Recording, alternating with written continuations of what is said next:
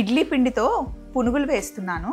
ఎప్పుడైనా సరే టిఫిన్ సెంటర్కి వెళ్ళినప్పుడు పునుగులు తీసుకోవడానికి వెళ్తే వేడిగా చేసిన వాయే తీసుకుంటాను. పునుగులైనా సరే, మైసూర్ బోండాలైనా సరే, మిర్చి బజ్జీ అయినా సరే దగ్గరుండి కొంచెం ఎక్కువ కలర్ వచ్చే వరకు కొంచెం ఎర్రగా కాల్చండి అని చెప్తా. అలాగే రెస్టారెంట్కి వెళ్ళామనుకోండి, బటర్ నాన్స్ కానీ తందూరి రోటీ కానీ ఆర్డర్ ఇస్తే రోటీ మటుకి కడక్గా ఉండాలి. మెత్తగా ఉంటే నేను అస్సలు తిన్నని చెప్తాను. ఇన్ కేస్ మెత్తగా తెస్తే మటుకి నేను అస్సలు తిన, నాకు కడకే కావాలి.